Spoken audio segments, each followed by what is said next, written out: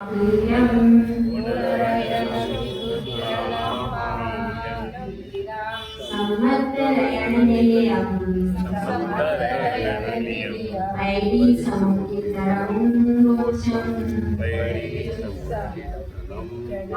श्री नेमिचंद सिद्धांत चक्रवर्ती देव की जय।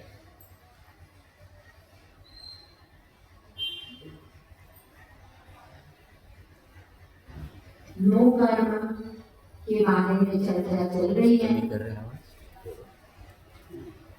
जो कारण होता है, आगे के लिए कारण होता है। नो कर्म का अर्थ यह है कि वह द्रव्य क्षेत्र काल भाव जो कर्म के फल देने में कारण है, निमित्त है, इसको क्या कहते हैं? नो कर्म कहा जाता है। तो उसकी चर्चा यहाँ पर चल रही थी। गाथा नंबर 79 तक अपना हो गया है।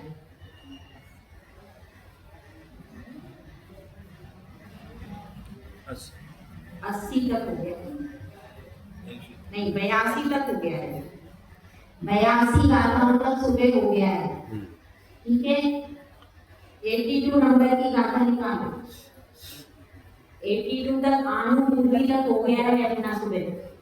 अब 83 नंबर की 83 नंबर की गाथा निकालिए अपनी अपनी किताब में। 83 नंबर की गाथा को निकालिए। 83 अभी नामकरण की प्रकृतियां जो जो बची है उन सब नामकरण की प्रकृतियों का नोकर्म बताया जाएगा। शेष प्रकृतियों का सबका नोकर्म बता चुके हैं, गोत्र कर्म और नामकर्म, ठीक है। आयु का हो गया है, गोत्र कर्म और नामकर्म दो कर्म बचे, उनके बारे में बताएंगे। 83 नंबर की गाथा निकालो।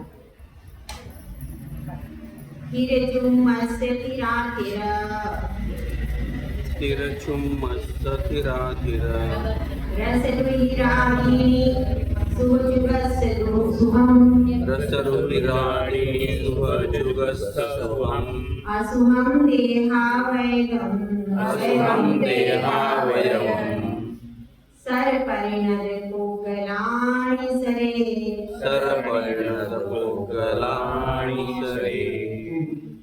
फिर जुम्मस यानी जोड़े जोड़ा जोड़ा से पढ़े थे ना हमने, स्थिर ऐसे। और तो ये दोनों अब इसका कौन से नामकरण की प्रकृति का नोकरण बता रहे हैं? स्थिर नामकरण और अस्थिर नामकरण। फिर जुम्मस यानी जुगल। स्थिर जुगल का मतलब क्या हो गया? स्थिर और अस्थिर, ठीक है। जहाँ पे भी जुगल शब्द है तो समझ लो उसका साथ का विपरीत जोड़ा। तो यहाँ पर ले लेंगे स्थिर और अस्थिर, ठीक है। अब स्थिर और अस्थिर नामकरण में नोकरण क्रम से बता रहे। तो स्थिर नामकरण में क्या बताया? फिर रस रुधिर मतलब स्थिर रस रुधिर आदि 7 धातुएं होती हैं। कौन सी होती है 7 धातुएं बताओ? रस, रुधिर, मेद, मज्जा और मांस, शुक्र। थोड़ा सा गड़बड़ हो गया, आप बताइए। रस, रुधिर, मांस, मेद, हड्डी, मज्जा और शुक्र। हाँ, ये क्रम बिल्कुल सही है, ठीक है।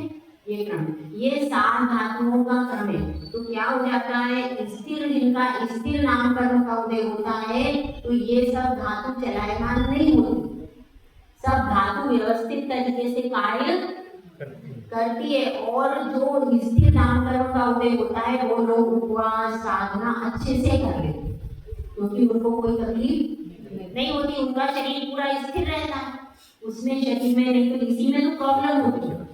इन सप्त धातुओं में ही अस्थिरता हो जाती है, उस वजह से क्या हो जाता है? अपन साधना नहीं कर पाते। तो ये जिसका इसे और घर में भी नहीं हो पाता, उसका स्वास्थ्य बिगड़ जाता है। स्वास्थ्य बिगड़ने का मूल कारण क्या है? ये 7 धातुएं और वात पित्त का जो उपधातु, धातु और उपधातु के चलायमान होने पर शरीर में रोग की उत्पत्ति होती है। शरीर में रोग की उत्पत्ति का कारण क्या है? 7 धातु और उपधातु, धातु और उपधातु में कोई भी चलायमान हो जाती है तो क्या हो जाता है, मशीन अपनी खराब हो जाती है। तो इसके नामकरण का उदय होता है तो उसके नौकरण क्या है, ये जो 7 धातुएं हैं, 7 धातु यदि स्थिर रहती, स्थिर का मतलब क्या है, अपना अपना काम व्यवस्थित रूप से कर रही है, डिस्टर्ब नहीं हो रही है। अब जैसे किसी के शरीर में खून ही नहीं है तो कैसे करेगा वो, खून की कमी होती है ना, कुछ लोग जीवों को खून की कमी होती है, तो आप जिससे खून की कमी है तो वो व्यक्ति अपना कार्य कर ही नहीं पाएगा, उसको तकलीफ होती है। इसी तरह से किसी के मांस कम बनता है, तो इनमें से एक भी धातु यदि कम बनती है या व्यवस्थित नहीं होती है तो उस व्यक्ति का शरीर कभी स्वस्थ रहने वाला नहीं। तो इसलिए स्थिर नामकरण के उदय से क्या होगा, इसमें कारण है वो, उसमें कारण है जिसके स्थिर रस रुधिर आदि सप्त धातुएं स्थिरता से रहेंगी, उसका क्या होगा, उसका स्थिर नामकरण का उदय होगा।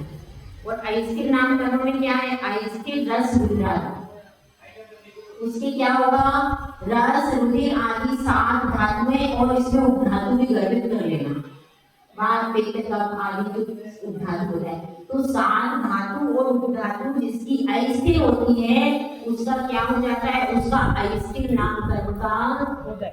और अस्थिर नामकरण का उदय होने से उसका स्वास्थ्य पूरा खराब हो जाता है। नाम कर्म को उदय बोलोगे या नो कर्म बोलोगे? नाम कर्म के उदय में ये बता रहे हैं कि उसका नो कर्म है, नो कर्म है। हाँ, तो यही बता रहे हैं अस्थिर रस रुधिरादि ये अस्थिर नाम कर्म का नो कर्म है, ठीक है। अब इसके बाद इसके कारण यदि किसी का अस्थिर रस रुधिर आदि सप्त धातु है तो ये किसमें, तो उसका कैसा बनेगा, तो उसका नामकरण अस्थिर बनेगा। ये कारण है, ये बताने में कारण क्या है, अस्थिर धातु इसमें कारण, ये कारण है और इसका कार्य क्या होगा, अस्थिर नामकरण का उदय। पहले कारण होगा बाद में कार्य होगा, ये बता रहे। मतलब नौकरण वास्तव में है क्या, कारण है, और उससे वह कार्य नामकरण का कार्य उससे होता है, ठीक है। नहीं, उसके बिना नहीं होगा। अब इसके बाद बताया है शुभ युगल, देखो शुभ जुगल से शुभम, शुभ जुगल में क्या क्या आएगा, शुभ और अशुभ। तो शुभ युगल के नौकरण क्या है, शुभ अशुभ शरीर क्या है, देखो अशुभम देहावयवम। मैं इसलिए गाथक में बताती हूँ ताकि आप गाथा को भी पढ़ के समझ लो। उसमें लिखा है अशुभम अशुभम, यहाँ से लो, शुभम अशुभम देहावयवम, मतलब शुभ और अशुभ देह के अवयव। कोई व्यक्ति ऐसा होता है देखने में कैसा लग रहा है, बिल्कुल अच्छा नहीं लगता है, तो वह कैसा हो गया, अशुभ। उसके शरीर के पूरे अवयव कैसे हो गए, अशुभ है, तो उसके कारण उसका क्या है, उन अवयवों के अशुभ होने से उसका क्या हो गया, अशुभ नामकरण है। और किसी का शरीर एकदम शुभ लगता है, देखने में सुंदर, हाँ सुंदर होता है, सुंदर की बात नहीं है, पर अच्छा लगता है देखने में, शुभ होते हैं, शुभ प्रकृति होती है, व्यवस्थित होता है, व्यवस्थित ढांचा होता है उसके शरीर का। तो जैसे शुभ संस्थान आदि भी होते हैं, तो शुभ होता है उसका आकार, उसके शरीर के अवयव शुभ होते हैं, तो उससे क्या हो जाता है, उसका कौन से नामकरण का होता है, शुभ नाम। तो जैसे शरीर के अवयव क्या है, कारण है, और उसके कारण के रूप में कार्य क्या होता है कि उसके शुभ नामकरण का उदय। नो कर्म क्या है, नो कर्म कारण ही तो है। हाँ, ये आपको पहले इसलिए समझा रही हूँ कि कारण के आधार पर कार्य होता है, तो जिसके शुभ या शुभ अवयव है उसके क्या होगा, उसका नौकरण क्या, मतलब शुभ नामकरण का क्या होगा, नौकरण शुभ अवयव, और अशुभ नामकरण का अशुभ अवयव, ये नौकरण। ये कारण से क्यों समझा रहे, ताकि आपको क्लियर हो जाए, इसलिए समझा कारण के साथ। तो अब क्या हो गया, अब इसके बाद स्वर, तो स्वर में नो कर्म क्या है? यदि वो है तो है सुस्वर और दुस्वर, ठीक है। तो जिसका दुस्वर नाम कर्म का उदय है तो उसका क्या होगा? उसका नो कर्म दूसरा है। उसका नो कर्म दुस्वर आएगा, और जिसका सुस्वर नाम कर्म है उसका नो कर्म सुस्वर है। बस ये समझ में आ गया? क्लियर एकदम। देखो अभी गाता है 84 नंबर। उच्च से सुच्चम देहम, नीचम नीचस्य बोधिनो कम्मं,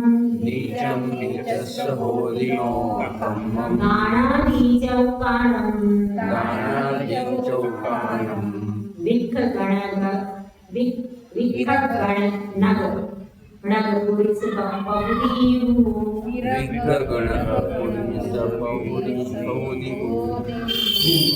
अब इसमें बताया है उच्च गोत्र का उच्च शरीर। अपन ने वो पढ़ा था गोत्र, उसमें क्या आया था? नो कर्म। ऊंचा और नीचा शरीर, उच्च नीच शरीर वो सेम यहीं पर लगा दिया, ठीक है। जो उसमें आया था वो यहाँ पे लगा दिया, इसमें कोई अंतर नहीं है। उच्च गोत्र का उच्च शरीर, नीच गोत्र का नीच शरीर, उसका नो कर्म, इसमें वो ही ले लिया है, कोई अंतर नहीं। उसके बाद बताया क्या है? उसके बाद बताया दानादि चौकाण। दानादि चौकाण मतलब कौन सा? दानांतराय, लाभांतराय, भोगांतराय, उपभोगांतराय और वीर्यान्तराय। तो इसमें से वीर्यान्तराय को छोड़ चार लेना। कौन कौन से? दानांतराय, लाभांतराय, भोगांतराय, उपभोगांतराय, तो चार लेना। चौकाण लिखा है ना, चौकाण से क्या मतलब? चार को ले लीजिए। तो विघ्न करने वाले चार जो है, चार अंतरायों का नो कर्म क्या है? देखो रंग लिखा है, रंग गाथा में देखो। रंग मतलब क्या होता है? पर्वत। रंग का अर्थ होता है पर्वत।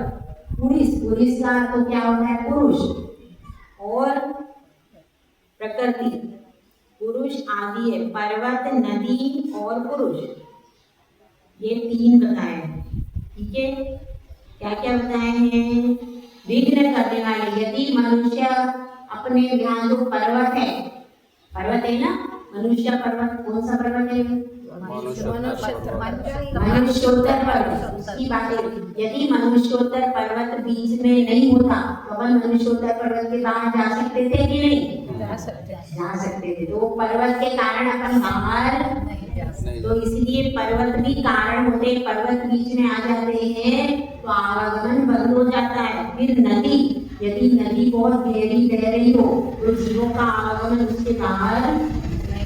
और पुरुष आदि, पुरुष भी ऐसा हो जाता है जो अंतराय कर देता है, विघ्न डाल देता है, तो अपना कार्य नहीं हो पाता। तो इस तरह से आदि बहुत सारी चीजें हो सकती हैं, बहुत सारी चीजें हो सकती है। कहीं से उड़ करके बालचंद आ जाते, वो भी अंतराय करते ही नहीं। तो इस तरह से पर्वत, नदी, पुरुष, बाल और भी कई प्रकार की चीजें होती, आदि लिखा है ना, तो बहुत सारी चीजें हो सकती है अंतराय डालने वाली। तो इस प्रकार से चार अंतराय का नो कर्म क्या है? पर्वत, नदी, पुरुष आदि बहुत सारी चीजें हो सकती है, बाधा देने वाली। समझ में आ गया? इसके बाद देखो 85 नंबर की बात। वीर्यस्य यनो कम्मं, रुक्खाहारादि बलहरं दवम्, इति उत्तरपैडीनं, नो कम्मं दवकम्मं। अब एक कौन सा अंतराय का बचा था? अब उसका यहाँ पर दिया वीर्यांतराय का नो कर्म क्या है? रूखा, खान पान आदि बलहारी द्रव्य है। नो कर्म में क्या है? वीर्यांतराय। शक्ति किससे आती है? खान पान जिसका अच्छा होता है, दूध, घी, मेवा आदि पुष्ट आहार लेता है तो उसका शरीर कैसा बनता है? मजबूत बनता है। और जो रूखा सूखा खाएगा तो क्या बनेगा? उसका शरीर मजबूत नहीं बनेगा। तो रूखा खान पान काय के लिए कारण है? वीर्यांतराय कर्म का नो कर्म है। क्यों? क्योंकि उससे ही अंतराय पड़ता है, उससे शरीर कभी भी तेजस्वी बलशाली नहीं बनेगा दुखियार करने से। तो इसका वीर्यंतराय कर्म का मतलब वीर्यंतराय कर्म का फल देगा जब आप रूखा सूखा खाओगे, अच्छे से नहीं खाओगे, तभी वो शरीर में शक्ति नहीं रहेगी, तो वीर्यंतराय कर्म का फल देगा। इसलिए सब लोग अच्छे से खाओ पियो ताकि वीर्यंतराय कर्म फल नहीं देगा, है ना। डॉक्टर लोग नहीं बोलते कि मत ज्यादा मत खाओ, अच्छे से मत तो अब तो ओवर खाओगी तो टंकी ओवर करोगी तो बोलेंगे। ओवर का मैंने नहीं बोला, लिमिट में जी खाओगे तो खाओगे, इस प्रकार उत्तर प्रकृतियों का नौकरण द्रव्य कर्म का हो गया पूरा, ठीक है। अब क्या बचा, अब नो आगम भाव कर्म के देखना, नो आगम भावो गुण, नो आगम भावो गुण, सग सग कर्म फल संजुतो जीवो, सग सग कर्म फल संयुतो जीवो, उग्गल विवाहि ज्ञानम, उग्गल विवाहि ज्ञानम, नत्थि कुनो आगमो भावो, नत्थि कुनो आगमो भावो। पुनः अपने अपने कर्म फल को भोगता हुआ जीव उन प्रकृतियों का नो आगम भाव कर्म। नो आगम भाव कर्म किसको कहते हैं बताओ? जो कर्मागम का कहता है नहीं, भाव कर्म के फल को भोगता हुआ, भाव मेरे दिमाग से निकल गया। कर्म के फल को भोगता हुआ जो जीव है, हाँ भोग रहा है, कर्म के फल को भोगता हुआ जो जीव है वो क्या कहलाएगा? नो आगम भाव कर्म, ठीक है। तो उसमें कर्म फल को भोगता हुआ जीव जो है वो उन प्रकृतियों का नो आगम भाव कर्म है, क्योंकि एक एक प्रकृति को भोग रहा है। कभी कौन कर्म की को 148 प्रकृति, उन 148 प्रकृति को एक साथ में नहीं भोग रहा, कभी उसका ज्ञानवर्ण की भोग रहा है, कभी दर्शनावर्ण की भोग रहा है, कभी मोहिनी की, कभी किसी का फल भोग रहा है, कभी किसी का फल भोग रहा है। तो वो अपनी उन प्रकृतियों का नो आगम भाव कर्म है क्योंकि उनको भोग रहा है सब अपेक्षा से। निश्चय से उद्गल विपाकी प्रकृतियों का नो आगम भाव कर्म नहीं है। उद्गल विपाकी प्रकृतियां जो है उनका नो आगम भाव कर्म नहीं।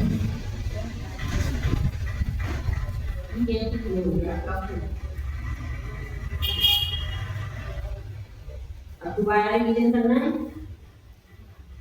अब तो पूछना है। माता जी अभी लिया ये जीव विपाकी का था, कौन सा जीव विपाकी का तो लिया था पहले? नहीं ये जो अभी हुए ये उद्गल विपाकी का बताया। अभी तो बोल रहे ना उद्गल विपाकी का है नहीं ऐसा। उद्गल विपाकी प्रकृतियों का नो आगम भाव कर्म नहीं है। नो आगम भाव कर्म नहीं है, नो कर्म की बात नहीं चल रही। नो आगम भाव कर्म, भाव नो आगम भाव कर्म मतलब क्या है?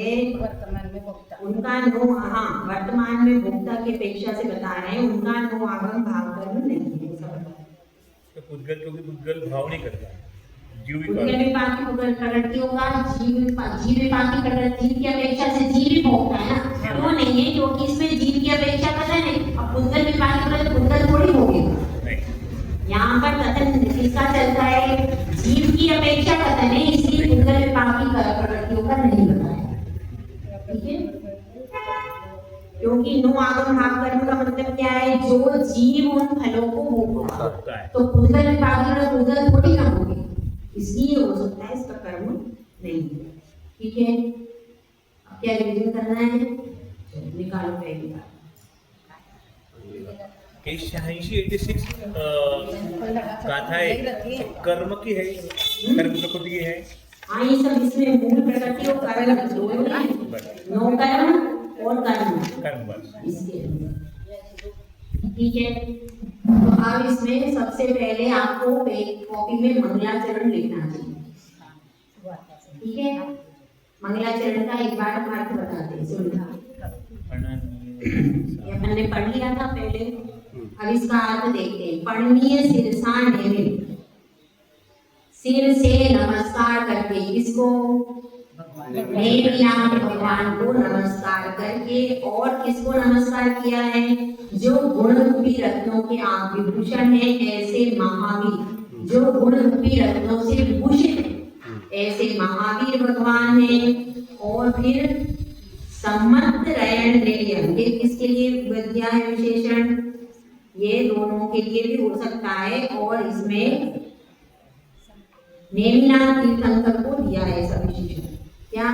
कि सम्यक आदि गुणों गुण रूपी रत्नों के स्थान है। कौन? नेमिनाथ भगवान। नेमिनाथ भगवान यानी गुण रूपी रत्नों के आभूषण कौन है?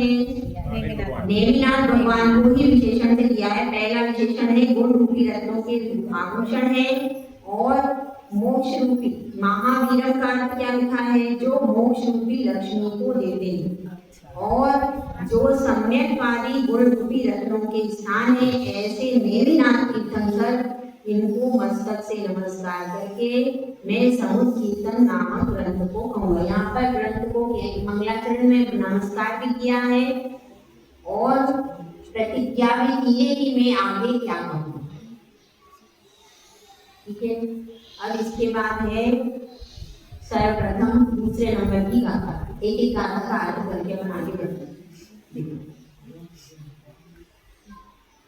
पैड़ी शील समाहो, पैड़ी शील समाहो, जीवं दानं अनाय संबंधो, जीवं दानं अनाय संबंधो, कणयो वले मलम्बा, कणयो वले मलम्बा, ताणपितं स्वयं सिद्धं, ताणपितं स्वयं सिद्धं। अब इसमें अधिकार कौन सा है? प्रकृति समुद्र कीर्तन अधिकार। तो शिष्य ने ये पूछा था कि भाई प्रकृति समुद्र कीर्तन अधिकार का आपने नाम कहा, तो प्रकृति किसको कहते हैं? तो प्रकृति का अर्थ क्या है? प्रकृति का अर्थ है शील या स्वभाव या प्रकृति शब्द का अर्थ क्या है? शील या स्वभाव है। जैसे उदाहरण लिखो, जल में शीतलता,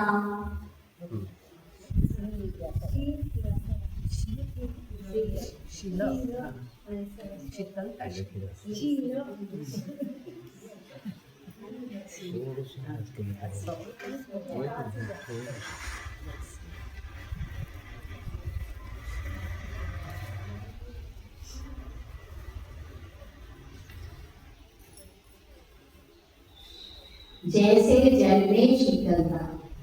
ठीक है, बस एक उदाहरण ले लो, हो गया। अब दूसरी गाथा पे आ जाए, तीसरी पे। इसमें उदाहरण देकर के समझाया है कि जिस प्रकार से स्वर्ण पाषाण मल सहित होता है, स्वर्ण पाषाण मल सहित होता है, लेकिन उसका स्वभाव स्वयं सिद्ध है कि उसके अंदर स्वर्ण पाषाण है। उसी प्रकार से जीव भी होता है। तो जीव भी अनादिकाल से किस स्वभाव वाला है? ज्ञान और दर्शन। ज्ञान और दर्शन स्वभाव वाला जीव है, लेकिन उसके ऊपर कर्मों का मन लगा हुआ है। तो इसमें उदाहरण लिख लो, स्वर्ण पाषाण। इतना बस उदाहरण किसका दिया है? स्वर्ण पाषाण में जैसे प्रकृति यानी स्वभाव से क्या है? सोना है। स्वर्ण पाषाण में जैसे प्रकृति यानी स्वभाव से सोना होता है।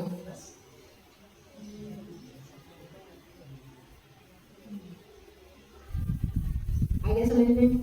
ठीक है, ये दूसरे का हो गया, आपका नोट्स हो गया। उसके बाद देखो 3 नंबर की का देवोदयेन सहयोग, देवोदयेन सहयोग, जीवो आहारादिकं मनोकम्मं, जीवो आहारादिकं मनोकम्मं, परिसमयं सभंगं, परिसमयं संभंगं, दत्ताय सपिण्डकोपजलम्, दत्ताय सपिण्डकोपजलम्। अब जो जीव शरीर नाम कर्म के उद्देश्य सहित प्रति समय कर्म और नोकर्म को सर्वांग से ग्रहण करता है, इसमें कारण भी बताया है और उदाहरण भी दिया है। यह जीव कर्म को क्यों ग्रहण करता है? शरीर नाम कर्म का उदय आता है तो वह कर्म को ग्रहण करता है। उदाहरण क्या दिया है? तपाया हुआ लोहे का पिंड जिस तरह से जल में डालते हैं तो वह जल को सर्वांग से ग्रहण करता है। इसमें लिखना क्या है? इसमें लिख सकते हो आप, शरीर नाम कर्म के उदय से जीव कर्म नो कर्म क्यों ग्रहण करता है, कैसे करता है, इसमें क्यों और कैसे का जवाब दिया। यह जीव कर्म नो कर्म क्यों ग्रहण करता है और कैसे ग्रहण करता है, इसका प्रश्न क्या आ सकता है। शरीर यह जीव कर्म नो कर्म क्यों और कैसे ग्रहण कर सकता है, तो क्यों का उत्तर क्या है। शरीर नाम कर्म का उदय होने के कारण ग्रहण करता है। प्रश्न पहले हाँ प्रश्न, यह जीव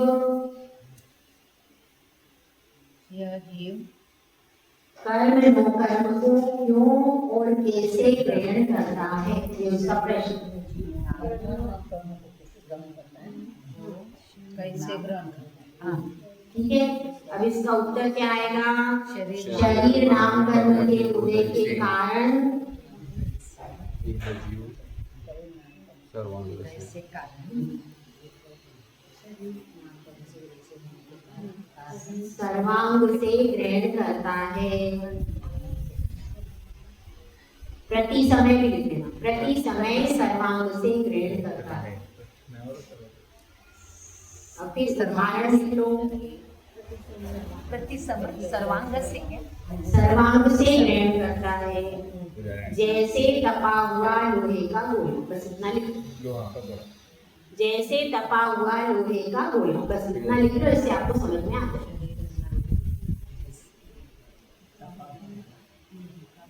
लोहे का पिंड पिंड तो पिंड लिख लो, गोला लिख लो, आपको जो समझ में आए। लोहे का पिंड लिख लो, हो गया।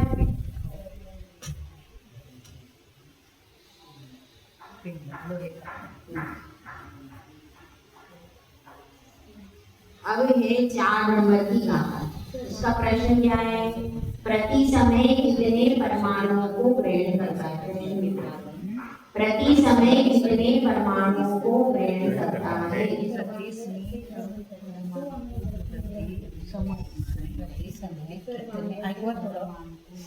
कितने परमाणुओं को ग्रहण करता है।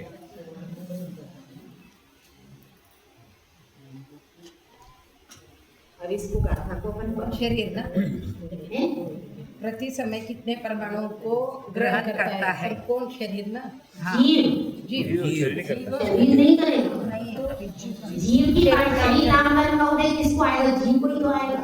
जीव ही कर रहा है, कितने परमाणुओं को जीव ग्रहण करता है। हाँ जीव ग्रहण करता है, ऐसे नहीं करना, शरीर नहीं करना।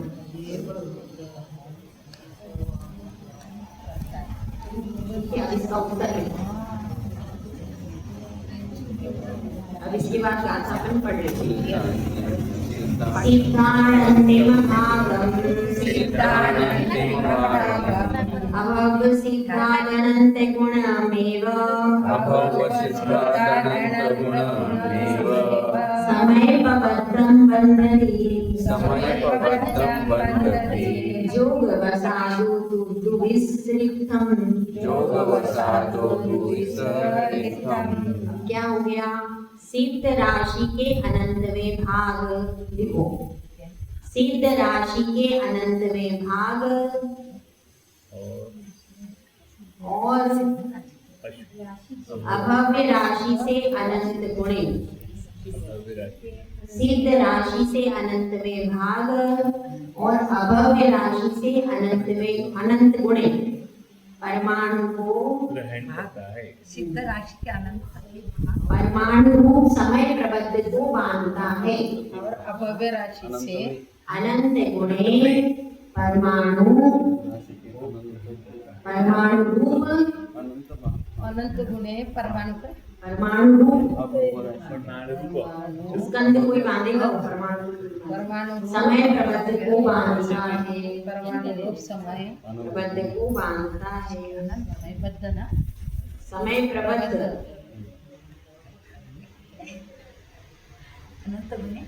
अनंत गुणे परमाणुओं को बांधता है। बांधता है। परमाणु को बांधता है। ठीक है,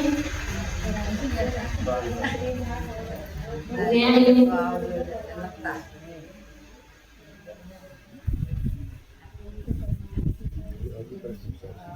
ठीक ठीक है। अनंत गुणे परमाणु रूप समय प्रबुद्ध को आप समझ लो अपन एक एक कार्य बोल रहे ठीक है। हाँ हो देखिए ऐसे प्रश्न आ सकते हैं तो प्रश्न उत्तर लिखवा रही हूँ आपका। हाँ क्या आगे क्या ये नहीं रखी रहते अब आगे क्या बता रहे हैं, आगे का प्रश्न लिखो। हाँ हाँ, गाथा नंबर 5 का प्रश्न लिखो।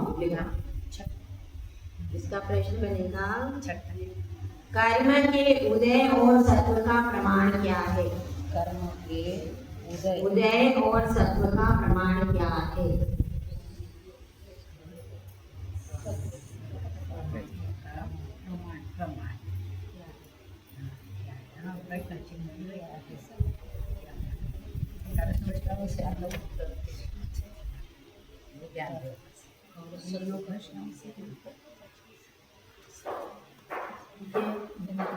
अब इसके लिए बताया। अब इसमें प्रश्न ये भी आ सकता है, अगर आएगा प्रति समय कितना कर्म सत्ता में रहता है, इसका एक प्रश्न ये भी आ सकता है, प्रति समय कितना कर्म सत्ता में रहता है, ऐसा भी प्रश्न आ सकता है। दोनों सरी के प्रश्न हैं। दोनों एक ही है, मगर आप एक आ जाए तो आप भटक जाओगे, क्या आपने ये कॉपी में क्या प्रति समय कितना कर्म सत्ता में रहता है?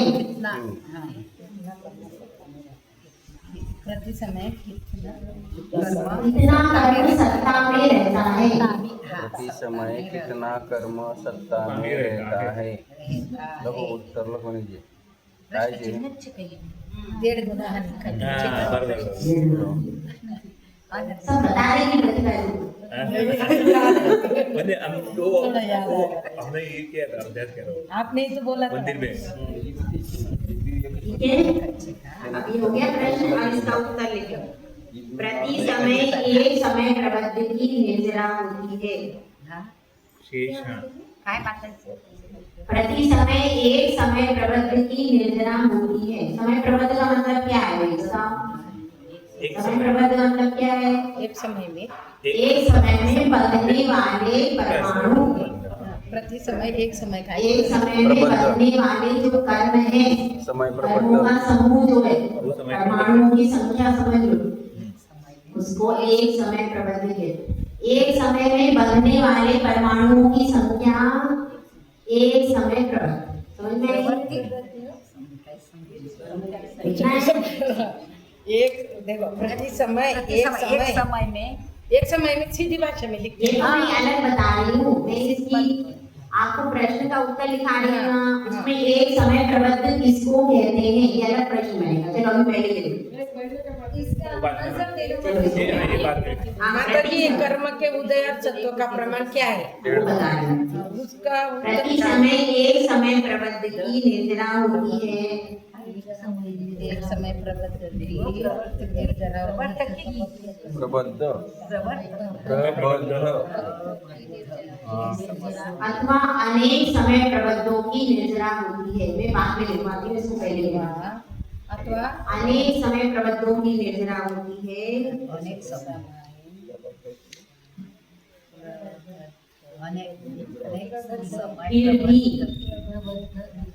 फिर भी डेढ़ गुणहानि प्रमाण समय प्रबंध,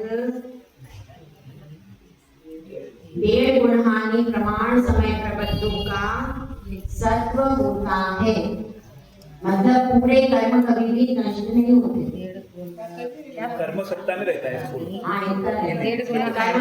कर्म सत्ता में रहता है। डेढ़ गुणहानि प्रमाण समय प्रबंध, कुछ कम समय प्रबंध कर्म सत्ता में रहता है। 1.5 गुना हानि से कुछ कम ना। 1.5 गुणहानि प्रमाण इसके बराबर है, नहीं है।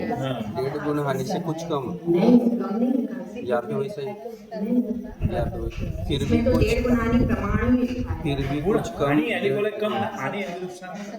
1.5 गुणहानि वो अलग, उसका वर्गीकरण आएगा आगे।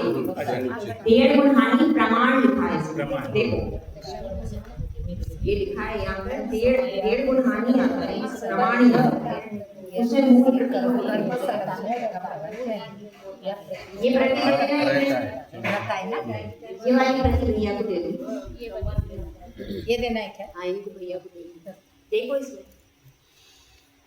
इसमें संस्कृत भी दी है और हिंदी भी दी है, ये मूल प्रति है। क्या चार्ट चाहिए क्या? ये 4 नंबर की गाथा, 5 नंबर की गाथा में देखो, 5 नंबर की गाथा देखो, संस्कृत और ये डेढ़ गुना समय प्रमाण लिखा होगा। नीचे प्रति समय एक समय नहीं, एक समय प्रबंध की निर्जरा होती है, प्रति समय अनेक समय अथवा प्रबंध की अनेक निर्जरा। समय प्रबंध की निर्जरा होती है, कर्म फिर भी सत्ता में रहना। नहीं, फिर भी 1.5 गुना हानि मत म्हणजे हाँ, माहिती. 1.5 गुना हानि छोड़ दिया, बोल दे. क्या? तीच मत म्हणजे काय? 1.5 गुना हानि प्रमाण समय प्रबंध का सत्व होता है। हानि मतलब कितने ही कर्मों की निर्जरा हो जाए, सत्ता में 1.5 गुण हानि प्रमाण कर्म रहेंगे ही रहेंगे। वो कभी भी जाएंगे नहीं, कब जाएंगे? जब मोक्ष होगा तब ये सब मिलेंगे। उनका बहुत जैसे आपके किचन में ना शक्कर का डब्बा खाली नहीं होता, मंगा लेती हो उनसे कह के कर्म को जाना ही नहीं अपने पास से, जबरदस्ती मेहनत तो करनी पड़ेगी। ऐसे ही साथ बन के जंगलों में जाना पड़ेगा, ऐसी थोड़ी करनी चाहिए। समझ में आ गया? छठा ये समझ में आ गया कितना कर्म सत्ता में बना रहता है। इतनी अपन निर्जरा कर ले तो भी सत्ता में बना है। ये कर्म कब जाएगा? जब तुम्हें मोक्ष होगा तभी ये सारा कर्म एक साथ में कर्म पड़ी रहेगी किचन में, फिर भी बोलते रहेंगे और लाओ। माता जी कर्म नहीं मिलते मोक्ष कैसे? आना मोक्ष टाइम जास्ती अरे मेहनत करनी पड़ेगी, इसके लिए तपस्या करनी पड़ेगी, दीक्षा लेनी पड़ेगी, वन में जाके तब जाके कर्म जाएंगे। ऐसे ही घर बैठे कैसे चले जाएंगे? क्योंकि नए बांधे नहीं तो फिर मोक्ष चले जाएंगे ना। समय प्रति समय नहीं, नवी बांधे नहीं ना। समय प्रबंध कार प्रति हाँ, समय समय मैं बता दूं। अब समय प्रबंध की परिभाषा लिखो। समय प्रबंध किसको कहते हैं? लिखो।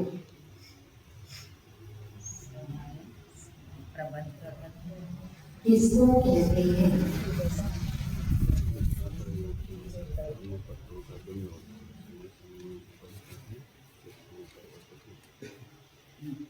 एक समय बदलने, प्रति समय बदलने वाले, एक समय में लिखो, एक समय में बदलने वाले परमाणुओं की संख्या एक समय प्रबंध कहलाती है। कर्म परमाणु एक समय में बदलने वाले परमाणुओं की संख्या को एक समय प्रबंध कहते हैं। मतलब एक समय में इतने परमाणु, जितने परमाणु बनते हैं समय प्रबंध एक समय देखो, एक समय में बनने वाले परमाणुओं को परमाणुओं की संख्या लिखना, परमाणुओं को भी परमाणुओं को एक समय प्रबंध कहते हैं। संख्या भी लिख सकते हैं, परमाणुओं को भी कह सकते हैं, दोनों एक ही बात है। परमाणुओं की संख्या लिखते हैं तो परमाणुओं की संख्या को एक समय प्रबंध कहते हैं। समझ में आया? एक समय में बनने वाले परमाणुओं को एक समय प्रबंध कहते हैं। ऐसा भी लिख सकते हैं और परमाणुओं की संख्या भी लिख ली तो वो भी सही है, दोनों सही है। मतलब क्या समझ में आया? एक समय में जितने परमाणु बनते हैं उनके समूह को एक समय प्रबंध, एक समय में जितने परमाणु बनते हैं उन परमाणुओं के समूह को एक समय प्रबंध। समझ में आ गया? अब क्या आएगा? अब आगे आएगा 6 नंबर की गाथा।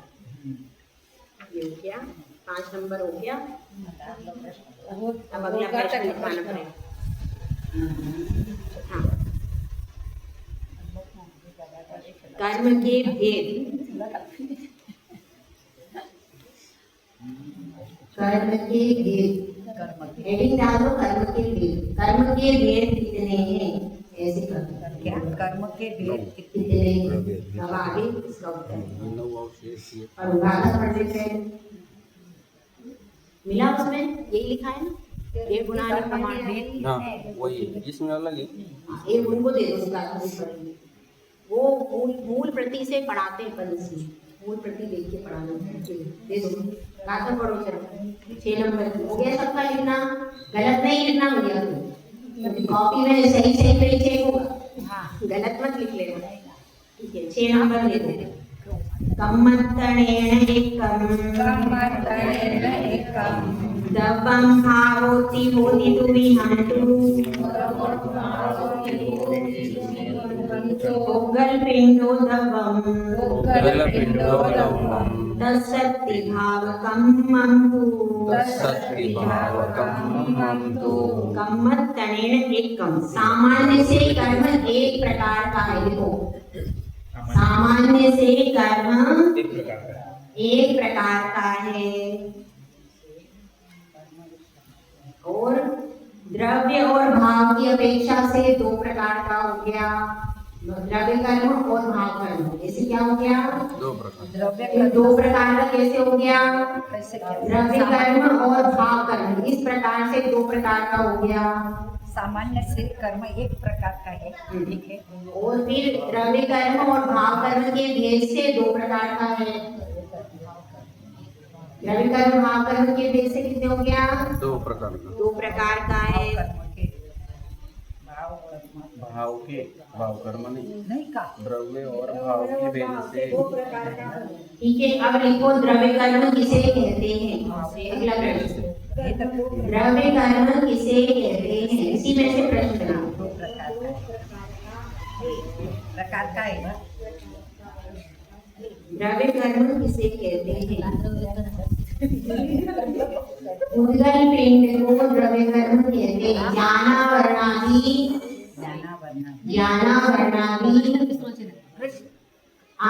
द्रव्य कर्म किसे कहते हैं? लिखा, उसका उत्तर है ज्ञाना वर्णादि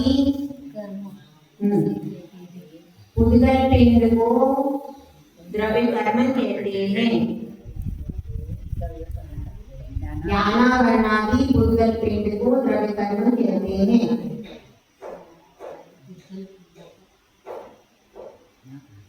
अब लिखो अगला प्रश्न, भाव कर्म किसको कहते हैं? भाव कर्म इसे कहते हैं। आधा पूरा पेपर बता रही हूँ मैं तुम लोगों को। भाव कर्म किसको कहते हैं? द्रव्य कर्म कहते हैं। द्रव्य कर्म आता काय की भाव हो गया? भाव कर्म किसको कहते हैं? उसको सब आता है। भाव कर्म किसको कहते हैं? कर्मों की फल देने की शक्ति को भाव कर्म कहते हैं।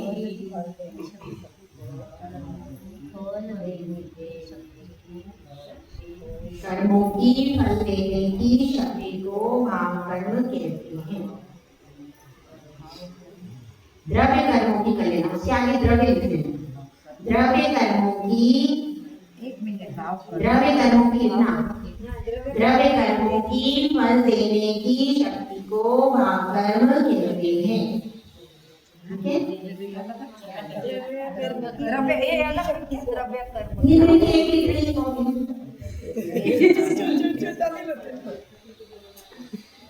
देखिए वो આગળ આ ગિલક કે ના યા એટલે માથે ગિલક કરે द्रव्य कर्म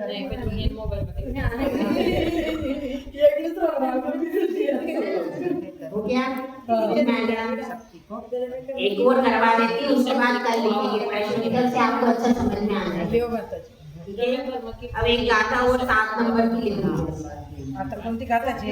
7 नंबर। तम गुण अठ विहम वा अड़दाल संयम असंख जोगम चा ताड़म पुणघादिति अघादिति यहोन्ति पद सन्नाओ। अब लिखो कर्म के भेद कितने होते हैं? ये प्रश्न, भेद कितने होते हैं? यही प्रश्न इसका।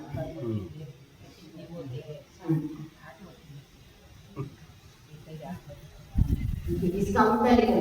सामान्य कर्म कौन सा लिया था अपन ने? कर्म एक प्रकार का। કઈ પ્રકાર तो सामान्य कर्म 8 प्रकार का है। सामान्य कर्म के भेद कितने हुए? 8।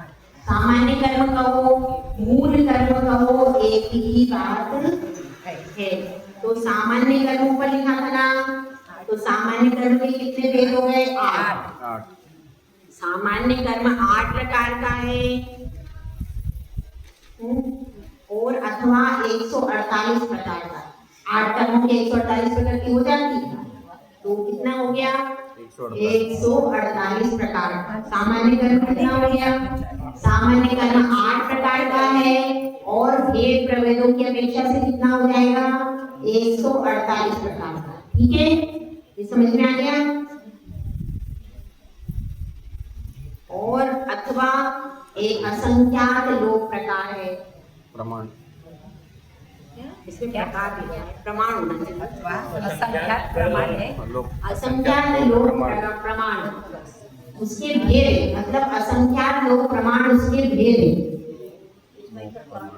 प्रकार ही लिखा है, इसलिए देखना प्रकार ही लिखा है ना, असंख्यात लोक प्रकार प्रकार ही लिखा प्रमाण। असंख्यात लोक प्रकार है, असंख्यात भेद है उसके, असंख्यात लोक प्रकार है। असंख्यात लोक प्रकार है अथवा क्या 8 लिखा, 48 अथवा असंख्यात लोक प्रकार, ये हो गया मेरे। ठीक है, अब 9 नंबर। अब इसके बाद लिखना है 8 प्रकार के कर्मों के कितने भेद? नहीं, 8 प्रकार के कर्मों की संज्ञाएं कौन सी है? 8 प्रकार के कर्मों की कौन सी संज्ञाएं हैं? संख्या नहीं, संज्ञा।